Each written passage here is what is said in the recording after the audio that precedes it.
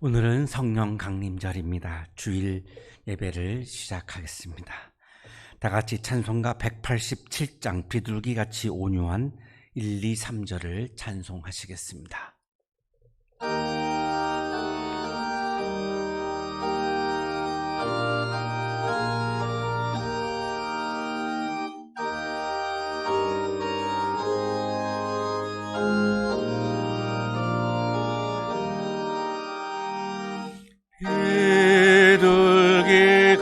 비둘기같이 온유한 은혜의 성령 오소서. 거친 맘 어루만지사 위로와 평화 주소서. 진리의 빛을 비추사 주의 길 바로 걸으며 주님을 옆에 모시고 경건히 살게 하소서.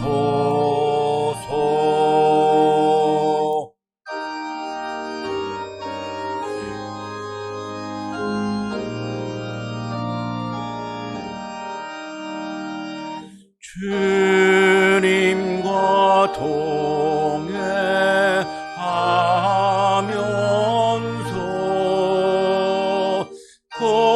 거룩한 길로 행하며 진리의 예수 붙잡고 길 잃지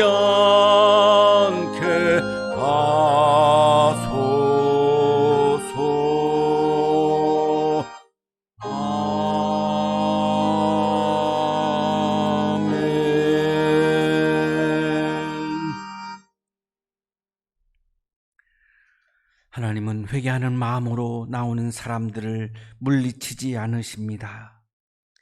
이제 우리들의 죄를 뉘우치고 고백합시다.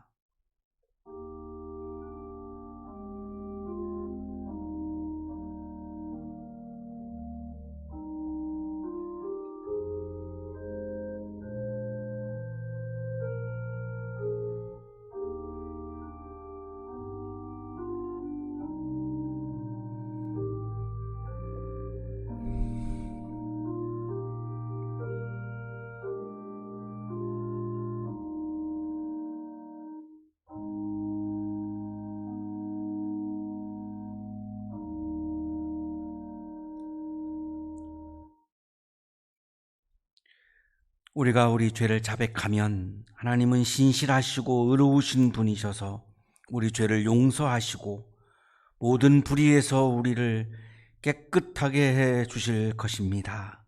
아멘. 찬송가 183장 빈들의 마른 풀같이 1, 2, 3절을 찬송하시겠습니다.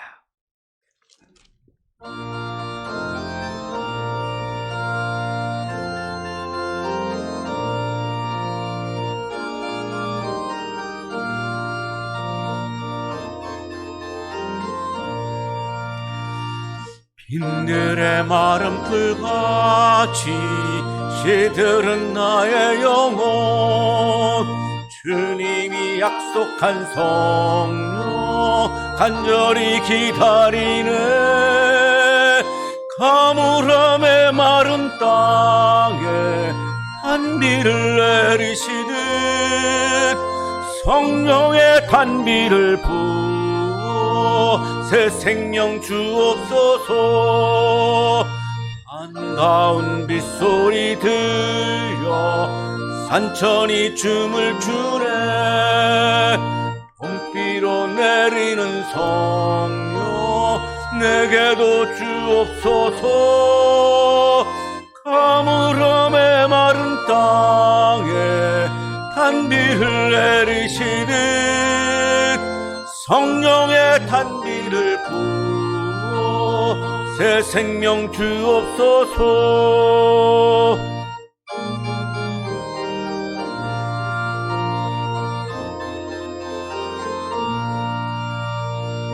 절 따라 우로를 내려 종옥이 무성하니 갈급한 내 심령 위에 성령을 부소서.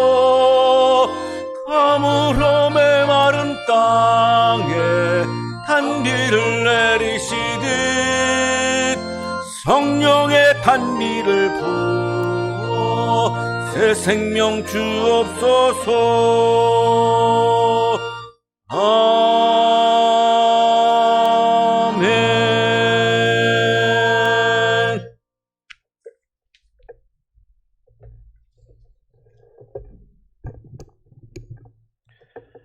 다 함께 기도하시겠습니다. 참 좋으신 하나님 감사합니다. 우리에게 귀한 한날을 허락해 주시고 거룩한 주일을 맞이하여 아버지께 감사와 찬양과 예배를 드리게 하시니 감사를 드립니다. 부족하고 연약한 우리와 함께 하시고 때마다 매 순간마다 우리를 도우시는 주님의 인도하심과 은혜에 감사를 드립니다.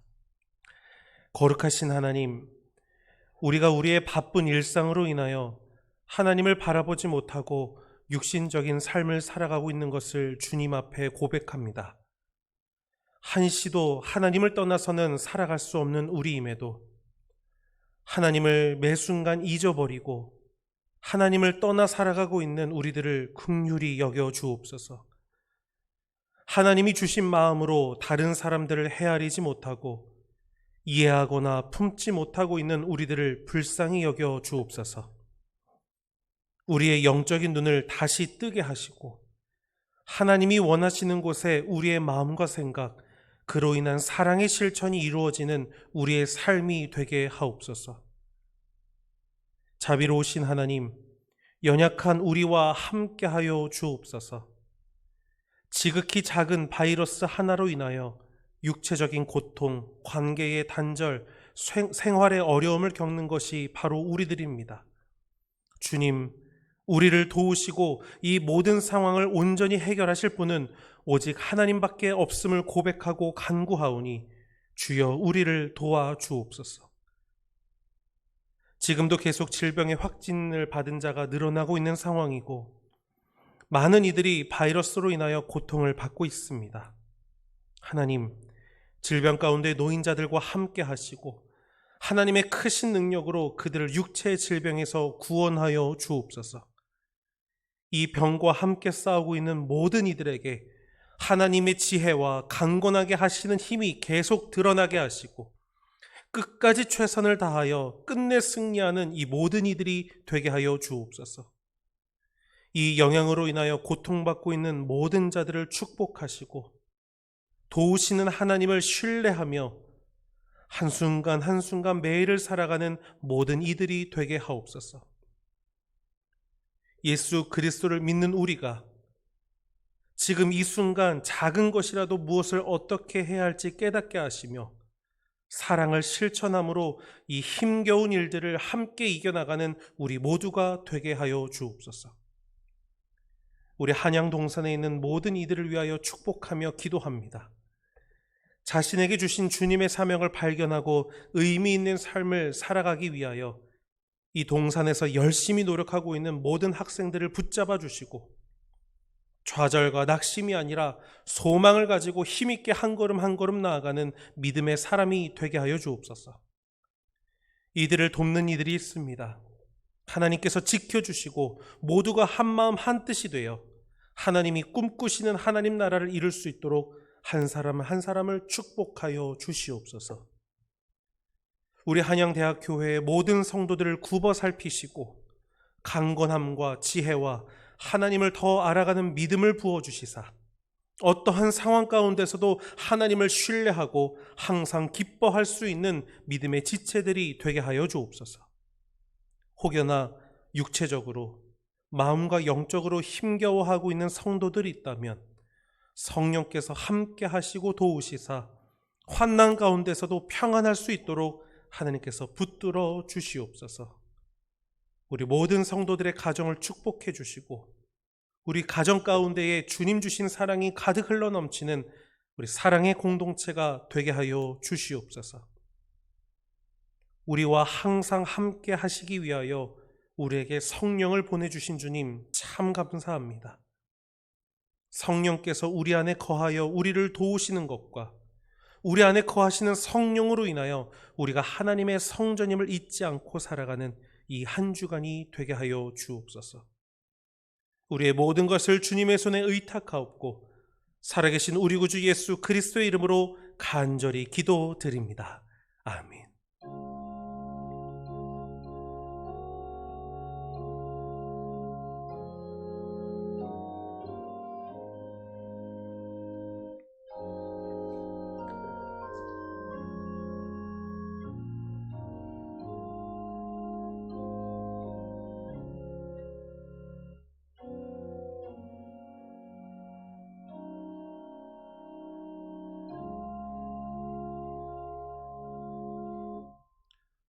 이 시간 우리에게 주신 하나님의 말씀 고린도전서 12장 3절에서 13절까지의 말씀입니다.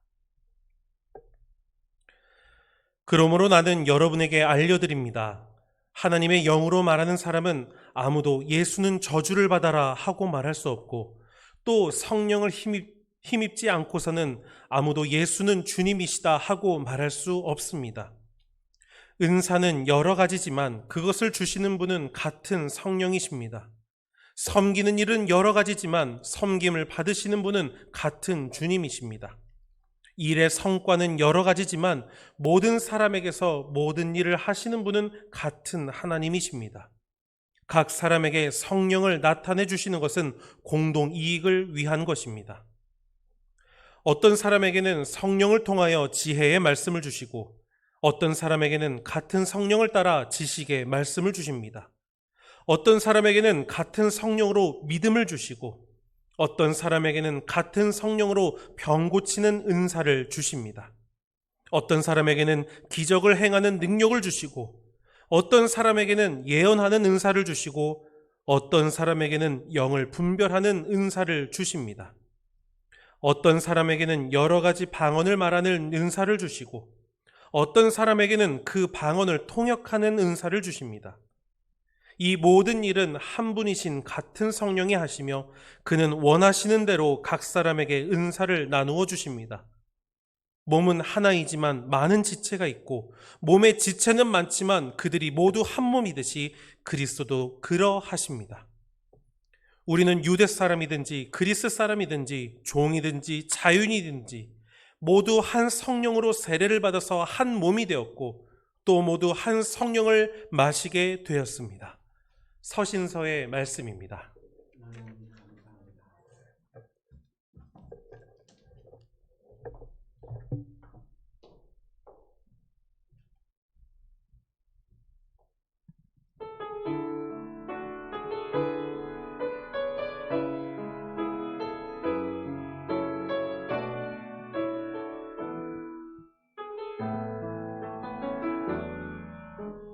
예수 나의 좋은 치료자,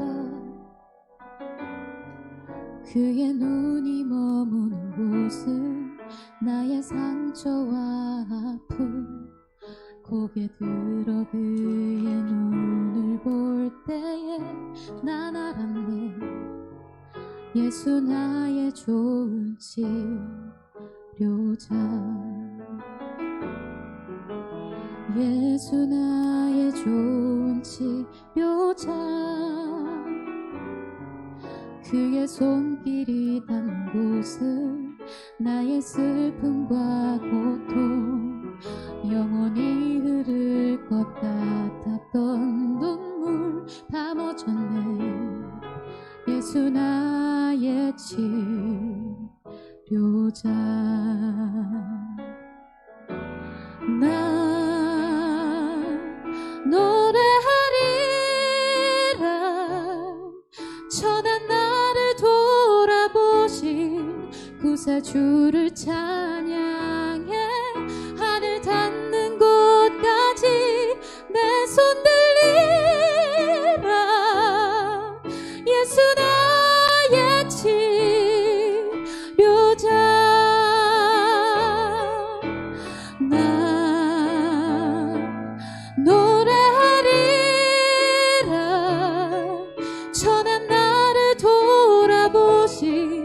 구세주를 찬양해. 하늘 닿는 곳까지 내 손 들리라. 예수 나의 치료자. 예수 나의 치료자.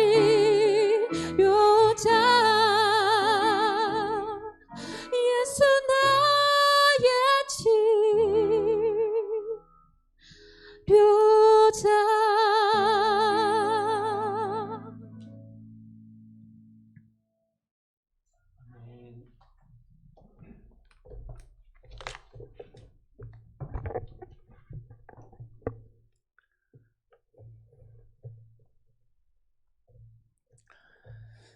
장 칼뱅은 프랑스의 종교개혁가입니다. 스위스 제네바에 가서 종교개혁에 성공을 합니다. 그리고 가톨릭 신앙을 이제 이 도시에서 몰아내고 개신교 신정 국가를 건설합니다.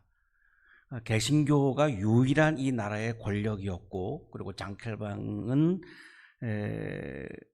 그 권력의 한 중심에 서 있었던 제네바의 권력을 완전히 장악한 그러한 분이었습니다. 데모나키라라고 하는 분은 스위스 바젤 대학에서 종교개혁사로 박사학위를 받은 분인데, 그 당시의 상황을 이렇게 이야기해주고 있습니다.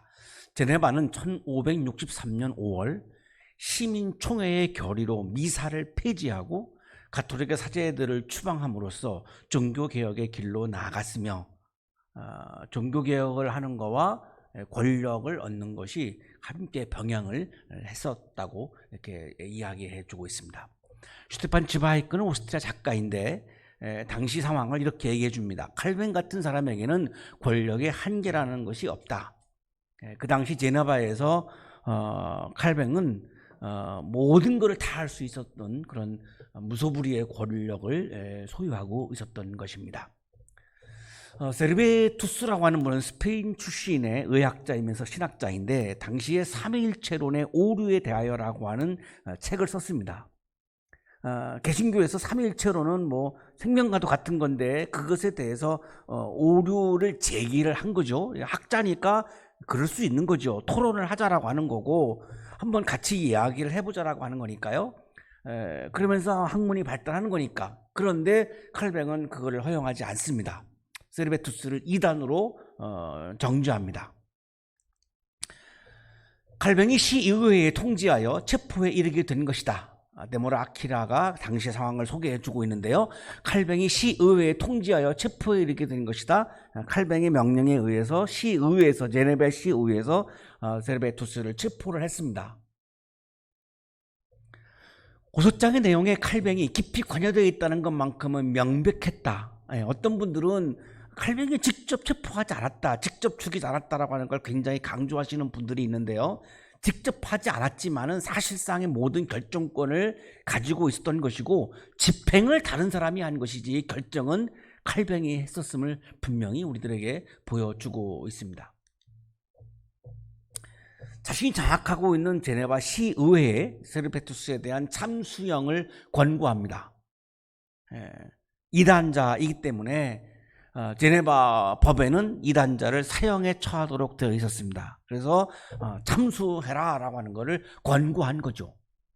그랬더니 이 제네바 시의회에는 참수형보다 더 가혹한 화형을 선고합니다. 세르베투스가 나는 사형당할 만한 일을 한 적이 없다고 외쳤지만은 소용이 없었습니다. 44세에 파란만장한 삶을 마칩니다. 이유는 삼위일체의 오류에 관하여라고 하는 책을 썼다라고 하는 이유로 화형을 시킨 거죠. 지바이크가 그렇게 얘기를 하죠. 이 사건을 놓고서 이 사건은 사람을 죽인 거지 교리를 지킨 거하고 아무 관계가 없고 그냥 사람을 죽인 거다라고 그렇게 이야기를 할 정도로 많은 논란이 있는 그런 장면이죠. 세르베투스가 화형을 당하는 장면을 아키라가 이렇게 소개해주고 있습니다. 세르베투스는 생나무가 잔뜩 쌓여있는 화형대 앞으로 끌려 나왔다. 머리에는 유황을 뿌린 집으로 만든 관을 쓰고 있었다. 몸은 쇠사슬로 화형대에 묶여 있었고 그의 무릎 밑에는 판결문대로 그가 쓴 책과 원고들이 쌓여 있었다.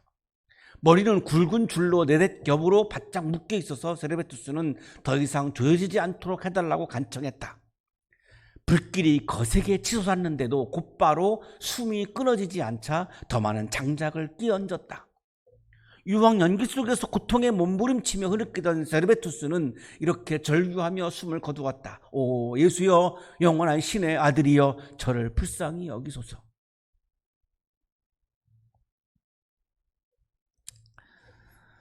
데모라키는 관용의 탄생이라고 하는 책에서 이 장면을 이야기하면서 카스텔리오를 소개하고 있는데요. 카스텔리오를 소개하는 것이 이 책의 대부분입니다. 16세기 초 프랑스의 탁월한 신학자인데 프랑스어로 성서를 번역한 사람입니다. 독일어 번역은 루터가 했고요. 프랑스 번역을 이 카스텔리오라고 하는 신학자가 했는데 칼뱅이 이거를 검열을 하려고 합니다.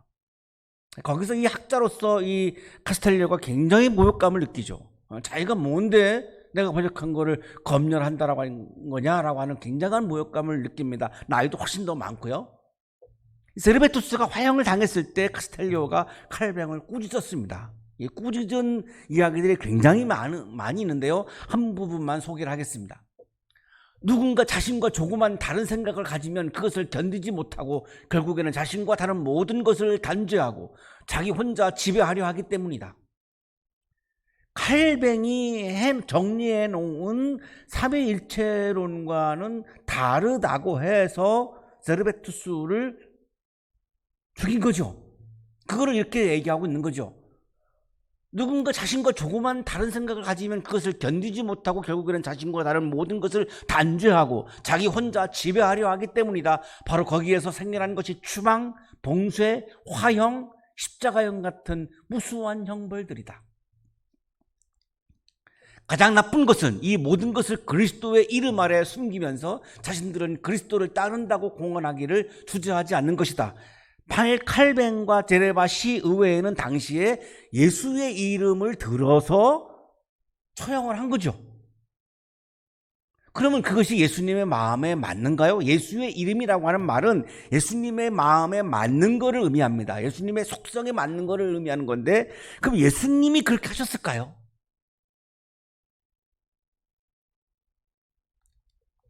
자신만이 올바르다는 진리를 소유 혹은 독점하고 있다는 확신은 그리스도마저 죽음에 이르게 하였다? 유대 종교 지도자들도 하나님의 이름으로 예수를 죽였습니다.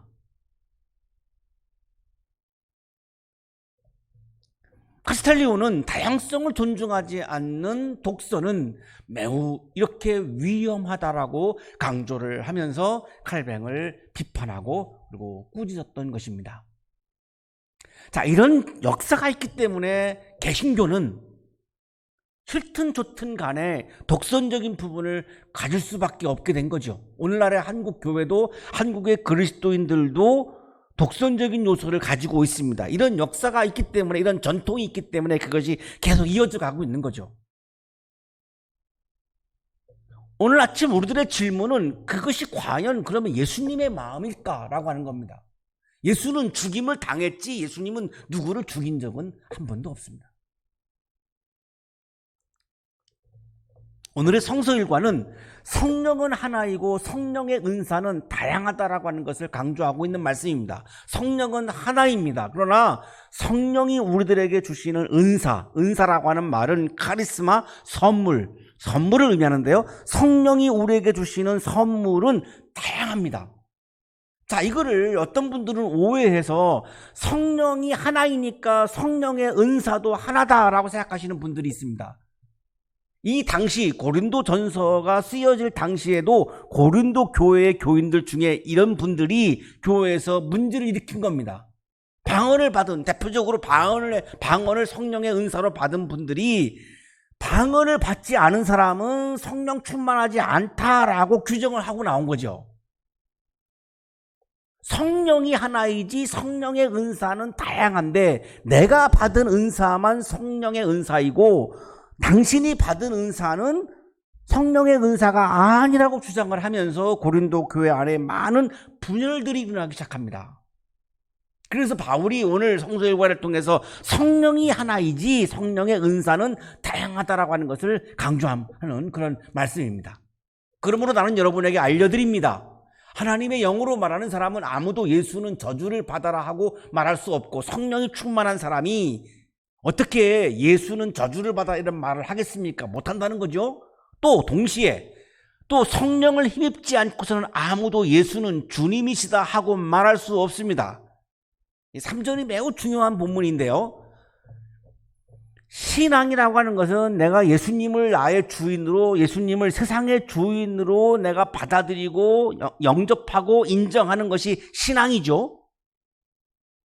근데 여기 주님이라고 하는 말은 퀴리오스, 주인이라고 하는 말인데 모든 인간은 내가 주인 되고 싶어하는 마음을 가지고 있습니다. 그러니까 예수를 주인으로 인정하는 것이 쉽지 않죠. 그래서 바울은 성령을 힘입지 않고는, 성령의 능력이 아니고서는 인간이 예수님을 나의 주인으로 고백하는 것은 어렵다라고 하는 겁니다. 그러면 그거를 뒤집어서 보시죠. 내가 예수님을 주인으로 고백하는 사람은 성령 충만한 거죠. 성령 충만을 바울이 이야기를 하면서 가장 처음으로 강조한 게 뭐냐면 예수님은 주님이시다라고 하는 것을 인정하는 것, 이게 성령 충만의 모습이다라고 하는 것을 강조합니다. 이거를 안 하면서 방언한다? 성령 충만이 아니라는 거죠.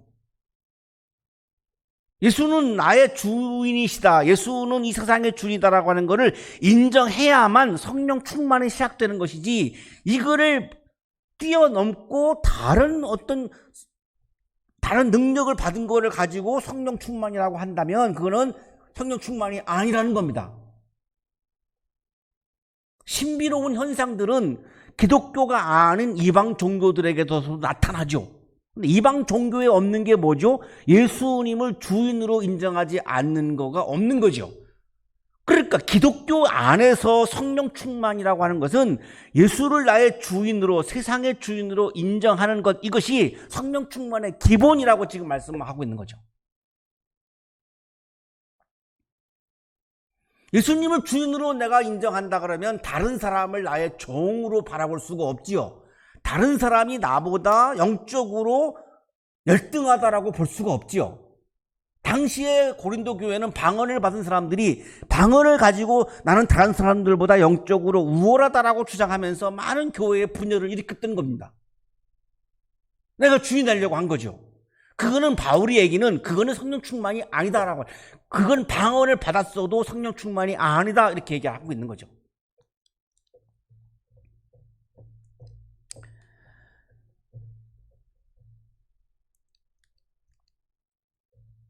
예수를 나의 주인으로, 세상의 주인으로 모시는 것이 신앙이고, 예수를 나의 주인으로 모시는 이 신앙의 사건은 성령의 역사로만 가능하다라고 말씀하시므로 성령의 역사를 통해서 나는 예수님을 나의 주인으로 모실 수 있다. 그래서 내가 정말로 성령이 충만하다면 나는 제일 먼저 예수님을 나의 주인으로 고백하게 된다라고 하는 것을 강조합니다. 김세훈 교수의 주석입니다. 사람들은 성령 받음을 항상 황홀경이나 방언, 환상, 이적 등 현저한 현상들을 동반하는 것으로 생각하는 경향이 있는데, 바울은 그런 체험은 이방 종교들에서 우상 숭배에 의해서도 유발되는 것으로서, 다른 종교에도 샤머니즘에서도 이런 신비로운 일들이 있죠. 있습니다. 진정한 성령 현상의 증거가 되지 못하면서 예수가 주이시다라고 하는 신앙 고백이 성령 받음의 필수 불가결하고 가장 명백한 증거임을 내세우고 있습니다. 영적인 우월감을 가지고 다른 사람을 나의 종으로, 나보다 열등한 사람으로 바라보고 있다면 그분은 어떠한 성령의 선물을 받았다 할지라도 성령 충만한 것이 아니다. 지금 김세현 교수가 이렇게 주장하고 있는 겁니다. 바울이 그런 말씀을 한 거라고 지금 설명을 해주고 있는 거죠. 자, 결정적으로 이렇게 말씀하시죠. 은사는 여러 가지지만, 성령의 선물은 여러 가지이지만 그것을 주시는 분은 같은 성령입니다. 성령은 하나입니다. 성령의 선물은 여러 가지입니다. 다양합니다.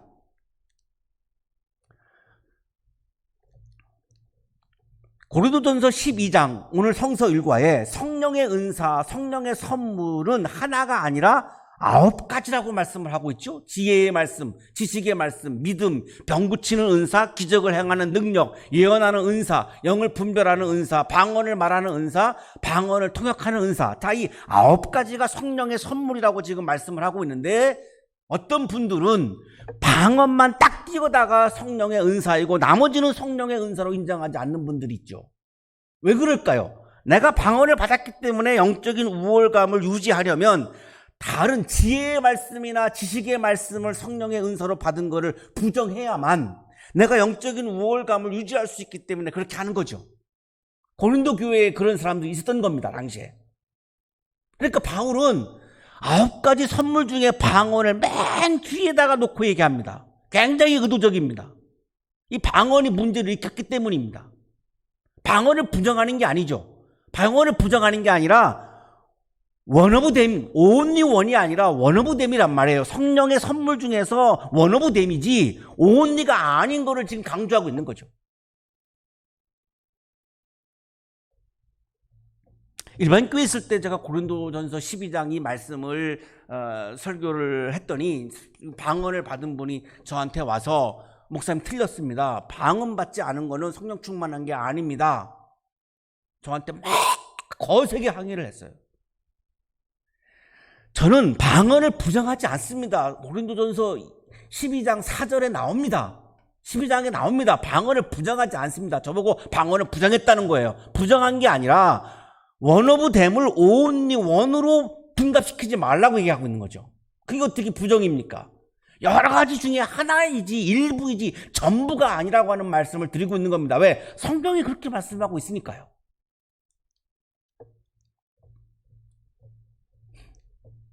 섬기는 일은 여러 가지이지만 섬김을 받으시는 분은 같은 주님이십니다. 자, 교회 안에서 섬기는 일들이 있죠. 저도 이 설교를 하죠. 성가대가 찬양을 하죠. 주방에서 밥을 하죠. 이게 다 섬기는 거죠. 다르죠. 그러나 섬김을 받는 분은 주님 한 분이에요. 그러면 저는 설교하는 입장에서 주방에서 식사 준비하는 것은 그 섬김이 아니야 이렇게 말하면 되나요? 똑같은 거죠, 그거하고.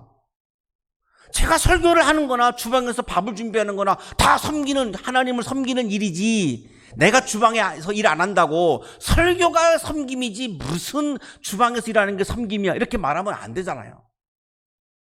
성가대원들이 성가대가 섬김이지 밥하는 게 섬김이야 이렇게 말하면 안 되죠. 그거랑 똑같다는 거예요. 그래서 지금 말씀하는 겁니다.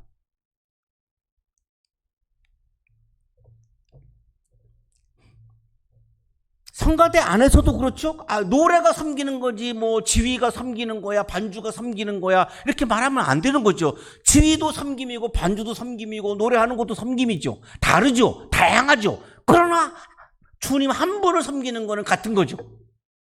이거와 같다는 거예요. 성령의 은사도. 일의 성과는 여러 가지지만 모든 사람에게서 모든 일을 하시는 분은 같은 하나님이십니다. 성과는 여러 가지이죠. 일의 성과는 여러 가지입니다. 그러나 일을 하시는 분은 하나님 한 분이죠. 코로나19 상황에서 코로나를 극복하기 위한 같은 목표를 가지고 국민, 개개인, 의료진, 공무원, 교사, 학생 등 다양한 현장에서 다양한 성과를 내고 있죠. 경제를 하시는 분들은 경제를 하는 필드에서, 정치하시는 분들은 정치의 영역에서 다 성과를 내고 있는 거죠. 그것이 어떤 거는 코로나를 위한 성과가 아니라고 폄하하면 안 되죠. 왜? 다양한 거죠. 코로나를 극복하기 위한 거는 하나이지만 그러나 그 성과는 다양한 거죠. 각 사람에게 성령을 나타내 주시는 것은 공동 이익을 위한 것입니다. 성령 진정한 성령 충만은, 진정한 성령의 은사는, 진정한 성령의 선물은 어떻게 확인할 수 있느냐?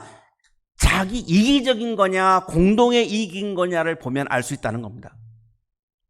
성령의 은사를 내가 받아가지고 그거를 나 개인적으로만 이기적인 것만을 위해서 지향하면 그거는 성령의 은사가 아니라는 거예요.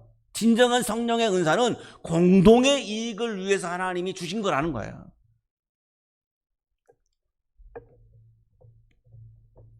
성령의 선물은 공동의 이익을 위한 것이지 개인을 위한 것이 아니라는 겁니다. 개인의 영적인 우월감을 드러내기 위한 것이 아니라는 겁니다. 하나님은 여러 사람에게 다양한 은사를 주시는데, 다양한 은사를 주시는 이유는 하나만 가지고는 풍성하지가 않죠. 하나만 가지고는 너무나 부족하죠. 하나의 어떤 공동체가 아름다워지려면 다양한 것들이 필요하죠. 그래서 하나님은 다양한 성령의 은사를 주시는 거죠. 그것을 공동의 이익을 위해서 사용하는 사람이 진정으로 성령이 충만한 그리스도인이다라고 말씀하고 있는 거죠. 자, 이제 9가지를 말씀하죠. 어떤 사람에게는 성령을 통하여 지혜의 말씀을 주시고, 자, 어떤 사람에게는, 모든 사람이 아니에요. 어떤 사람에게는, 일부의 사람에게는 성령의 은사로, 성령의 선물로 지혜의 말씀을 주셨단 말이죠. 1번이 방언이 아니라 지혜의 말씀이에요. 여기 지혜의 말씀은 소피아인데요, 하나님의 말씀 안에 내재해 있는 영적인 비밀을 깨달을 수 있는 은사예요.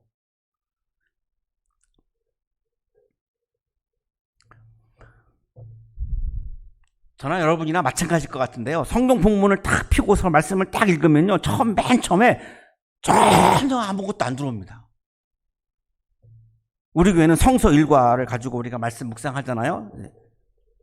이제 오늘 예배를 다 이제 마치고 이제 저녁이 되어서 다음 주일 성경 본문을 딱 펴고 읽습니다. 주일날. 그러면 아무것도 안 들어옵니다. 아무런 깨달음이 없습니다. 계속 그거를 읽고 기도하고 또 묵상하고 하는 과정에서 이 말씀이 하나님의 마음이 이런 거구나라고 하는 깨달음을 주시는 거죠. 자, 이게 바로 뭐냐면 지혜의 말씀이라고 하는 은사입니다. 지혜의 말씀이라고 하는 선물입니다. 소피아. 자, 지혜의 말씀의 은사를 받은 사람은 많은 사람들에게 하나님의 뜻이 이런 거라고 전해가지고 신앙적인 유익을 주는 거죠. 공동의 이익을 추구하는 거죠. 어떤 사람에게는 같은 성령을 따라서 지식의 말씀을 주십니다. 그 노시스인데요. 하나님을 아는 지식이죠. 신학자들이나 목회자들에게 주시는 은사인데요. 지식의 말씀의 은사를 받은 사람은 하나님의 말씀을 왜곡하지 않고 정직하게 그대로 전달함으로 신앙적인 유익을 주는 거죠. 이거를 어떤 목적을 위해서 해석을 할 때에 문제가 생기는 거죠. 교회 성장이라고 하는 거를 목적으로 세워놓고 교회 성장을 위해서 말씀을 해석해버리면 교회 성장보다 오히려 말씀의 가치가 더 아래에 놓이게 되죠. 말씀 자체가 목적이 되어야 되는 건데, 지식의 말씀이라고 하는 은사는 어떤 내가 이루려고 하는 목적을 가지고 성경 말씀을 이용하는 것이 아니라 성경 말씀 자체를 목적으로 놓는 겁니다. 그래야만 신앙적인 유익이 생기거든요. 어떤 사람에게는 같은 성령으로 믿음을 주시고, 피스티스, 믿음이 뭐죠? 예수 그리스도를 나의 주인으로 받아들이고 인정하는 거, 이것이 믿음입니다. 믿음의 은사를 받은 사람들은 신앙생활을 열심히 하죠. 그래서 신앙적인 유익을 주고 공동의 이익을 추구하게 되는 거죠. 어떤 사람에게는 같은 성령으로 병 고치는 능력을 선물로 주십니다. 병 고치는 능력은 이아마 아픈 사람들을 치유하는 은사인데요. 병 고치는 능력을 받은 사람은 하나님의 능력을 나타내므로 신앙적인 유익을 주죠. 어떤 사람에게는 기적을 행하는 능력을 주시고,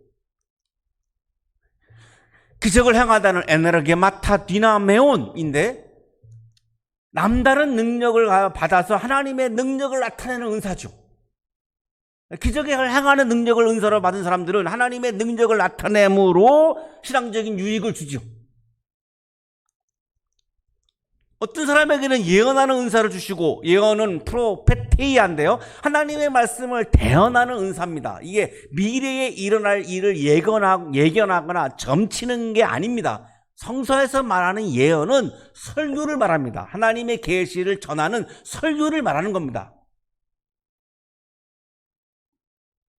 그리스도인들 중에 어떤 분들이 어떤 권사님을 찾아가 가지고 앞일을 물어보고 이렇게 그러는 분들이 있다고 해요. 자, 그거는 점쟁이를 찾아가는 거와 똑같죠. 그분이 권사님이라고 해서 그게 뭐가 다릅니까? 똑같은 거죠. 점치는 거죠. 성서에서 말하는 예언은 이 앞의 일을 점치는 게 아니고 하나님의 말씀을 대언하는 것을 의미하는 겁니다. 어떤 사람에게는 영을 분별하는 은사를 주십니다. 이것이 성령의 역사인지 악령의 역사인지, 이것이 본인의 역사인지를 분별하지 아니하면 성령의 왜곡이 됩니다. 그래서 성경이 없던 시대에는 이런 사람이 필요했습니다. 이게 성령의 역사인지 악령의 역사인지를 구분해주지 아니하면 교회가 엄청난 혼란에 빠지죠. 그러나 성서가 기록된 이후에는 성서가 이 역할을 합니다. 그러니까 지금은 성경에 있는 것은 성령의 역사이고 성경에 없는 것은 성령의 역사라고 볼 수 없는 거죠. 성경이 기준입니다. 자, 드디어 이제 10절의 마지막에 가서 여러 가지 방언을 말하는 은사를 주시고, 자, 방언의 은사는 성령의 은사가 분명합니다. 부정하는 것이 아닙니다. 방언이 있어요. 저는 수도 없이 많은 사람들 방언하는 것을 봤고요. 제가 설교하는 현장에서 방언을 하시는 분들도 있었고, 방언을 부정하지 않습니다. 방언이 있습니다. 이게 성령의 선물이 분명하죠. 자, 방언은 헬라어로 글로사인데 하나님과 1대1로 내가 영적인 비밀 대화를 하는 겁니다. 다른 사람들은 몰라요. 이게 1대1의 비밀스러운 대화이기 때문에 다른 사람들은 못 알아듣죠. 이게 글로사라고 하는 헬라어인데, 자, 사도행전 2장 4절에 방언이 나오는데 거기에는 헤테라이스 글로사이스입니다. 이거는 다른 언어, in other tongues, 외국어를 의미합니다. 고린도전서 오늘 성서일과의 방언은 외국어가 아니라 영적인 언어입니다. 1대1로 내가 하나님과 긴밀하게, 은밀하게 주고받는 대화이죠. 자, 그렇다면 방언은 뭐죠? 개인적인 차원의 언어죠. 1대1의 언어니까요. 자신을 위한 겁니다. 고린도전서 14장 4절. 방언으로 말하는 사람은 자기에게만 덕을 끼치고, 예언하는 사람은, 설교하는 사람은 교회에 덕을 끼칩니다. 자, 방언은 성령의 은사인데 그 방언은 개인적인 차원의 언어라고 말씀을 강조하고 있는 거죠.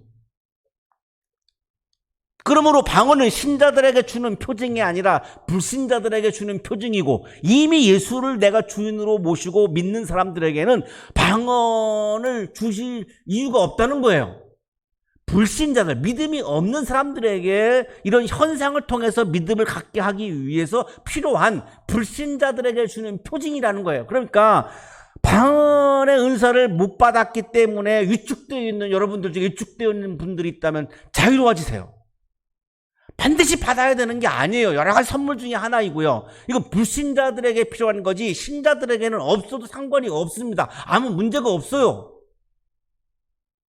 방언은 비밀의 언어이기 때문에 교회에서 하는 것이 아니라 개인적인 공간에서 하는 것이라고 말씀합니다. 통역할 사람이 없거든 교회에서는 침묵하고 자기에게와 하나님께 말하십시오. 교회에서는 침묵하고, 방언을 침묵하라는 거예요. 교회에서는. 왜? 다른 사람들에게 방해가 되니까. 제가 일반 교회 할 때 방언을 하는 분이 새벽기도 때마다 막 크게 막 방언을 하니까 다른 분들이 못 나오겠다는 거예요. 기도를 할 수가 없다는 거예요. 그래서 제가 말씀을 부탁드렸어요. 방언은 집에서 하시고 새벽기도 때는 침묵으로 하시라고. 그랬더니 내가 방언을 부정했다고 막 항의하는 거예요. 방언을 부정하는 게 아니라 성경에 이렇게 돼 있어요. 통역할 사람이 없거든 교회에서는 침묵하고 자기에게와 하나님께 말하십시오. 골방에서 하시란 말이에요. 그게 방언을 부정하는 게 아니죠. 골방에서 하라고. 왜 많은 사람들 앞에서 하려고 해요, 자꾸? 1대1의 언어인데 골방에서 하면 되지 왜 많은 사람들이 있는 데서 새벽에 그거를 크게 하려고 합니까?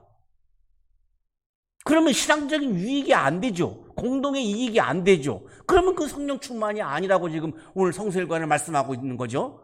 9번째, 방언을 통역하는 은사를 주신다. 방언을 통역하는 은사는 헤르메네이아 글로손, 통역을 안 하면 다른 사람들이 아무도 모르기 때문에 통역하는 은사를 어떤 사람들에게 하나님이 주신다는 거죠. 그걸 해석해서 신앙적인 유익을 주는 거죠. 방언을 해석하는 사람, 통역하는 사람이 있을 때는 해도 된다는 거예요. 이 모든 일은 한 분이신 같은 성령이 하시며 성령은 하나예요. 그런데 그는 성령은 원하시는 대로 각 사람에게 은사를 나누어 주세요. 모든 사람에게 똑같은 은사를 주는 것이 아니라 다양한 선물을 다양하게 나누어 주신단 말이죠. 몸은 하나이지만 많은 지체가 있고 몸의 지체는 많지만 그들이 모두 한 몸이듯이 그리스도도 그리하십니다. 몸은 하나이죠. 지체는 여러 가지죠. 성령은 하나이죠. 성령의 선물은 다양한 거죠. 내가 받은 성령의 선물 하나가 이것만 성령의 선물이라고 우기면 안 되죠. 우리는 유대 사람이든지 그리스 사람이든지 종이든 자유인이든지 모두 한 성령으로 세례를 받아서 한 몸이 되었고 또 모두 한 성령을 마시게 되었습니다. 하나님 나라에서는 유대 사람이 그리스 사람을, 그리스 사람이 유대 사람을 혐오하거나 배타적으로 대하지 않습니다. 종이 자유인을, 자유인이 종을 혐오하거나 배타적으로 대하지 않습니다. 남성이 여성을, 여성이 남성을 혐오하거나 배타적으로 대하지 않습니다. 지혜의 말씀을 말하는 사람이 방언을 말하는 사람을, 방언을 말하는 사람이 지혜의 말씀을 말하는 사람을 혐오하거나 배타적으로 대하지 않습니다. 한 성령을 마신 성령 충만한 그리스도인은 다양한 선물을 존중하는 사람이 진심으로 성령 충만한 사람입니다. 강준만 교수는 한국 사회를 독선 사회라고 규정을 하면서 이렇게 얘기했습니다. 한국 사회는 독선 사회인 게 분명하다. 독선 사회는 다름을 인정하지 않았던 한국 특유의 사회 문화적 독립성이 만든 것이다. 우리에게 필요한 건 똑똑해지는 것이 아니라 자신의 똑똑함과 확신의 한계를 깨닫는 것이다. 교회는 독선적인 교회가 되어서는 안 됩니다. 그리스도인은 독선적인 사람이 되어서는 안 됩니다. 그 진정한 성령 충만이라고 볼 수가 없습니다. 품이 넓은 한국교회, 다양성을 존중하는 품이 넓은 한국의 그리스도인들, 그런 교회와 그런 그리스도인들을 성령께서는 기뻐하실 것입니다. 성령 강림절 아침입니다. 내가 진심으로 성령 충만하는 것은 다양한 성령의 선물들을 진심으로 존중하고 예수 그리스도를 주인으로 인정하는 사람, 그 사람이 성령이 충만한 사람입니다. 성령 충만의 기쁨이 여러분에게 가득하기를 축복합니다. 기도드리겠습니다.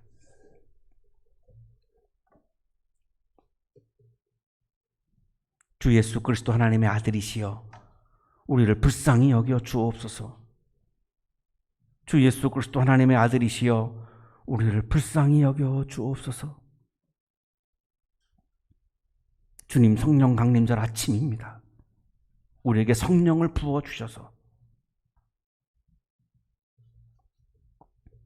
다양성을 존중하고 다양한 성령의 선물을 존중하고 독선에 빠지지 않고 넓은 품으로 세상을 바라보고 사람을 바라보고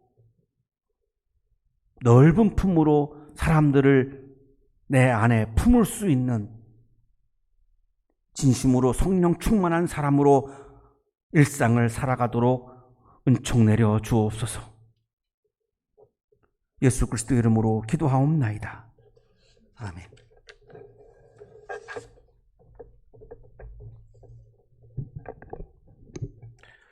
몇 가지 교회 소식 알려드립니다. 이번 주일은 성령 강림절로 지켜 예배를 드리고 다음 주일은 성령 강림 후 첫째 주일로 지켜 예배를 드리겠습니다.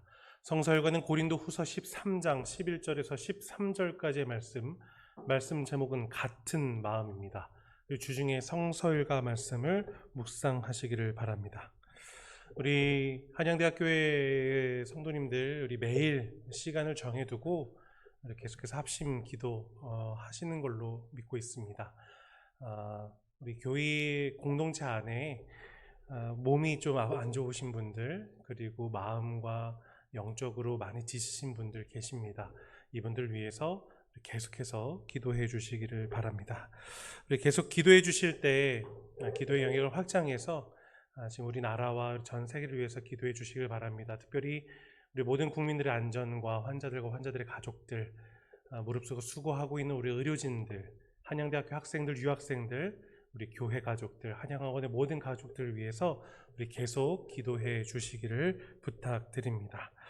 우리 교회는 전염병의 확산과 우리 교우들의 안전을 위해서 우리 계속 가족들과 함께 온라인을 통해서 가정에서 주일 예배를 드리고 있습니다. 우리 금요일에 교회 홈페이지 유튜브 영상 올려드리고 있고, 또 주일 아침 9시마다 문자로 이 영상으로 예배 드릴 수 있도록 보내드리고 있습니다. 참 많이 답답하시리라 생각합니다.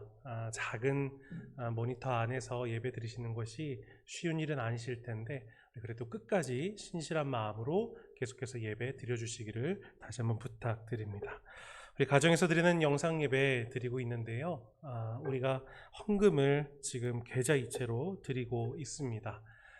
저희가 주일 오전 9시에 보내드리는 문자 안에 항상 그 계좌 번호를 적어 드리고 있습니다. 계좌로 헌금을 이체하신 분들은 우리 계좌에 이체하신 그 헌금의 항목 11조 감사 헌금 혹은 창립 감사 헌금, 목적 헌금, 그것을 이제 목록을 다 작성하셔서 우리 정기수 재무부장님께 문자로 발송해 주시면 감사하겠습니다. 교회 소식 여기까지입니다. 하나님께 예물을 드리겠습니다.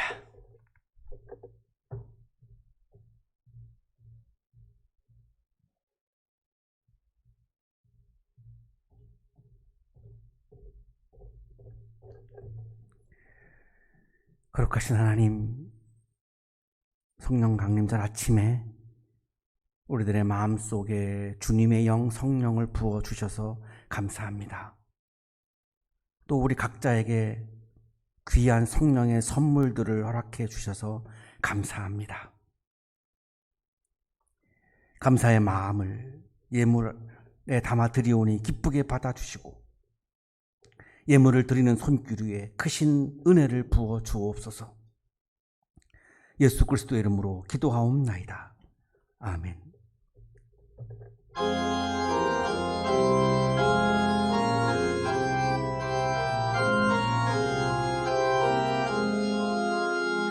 주 앞에 모든 일 잘 행케 하시고 이후에 주님 배울 때 상 받게 하소서. 나 항상 깨어서 늘 기도드리며 내 믿음 변치 않도록 날 도와주소서.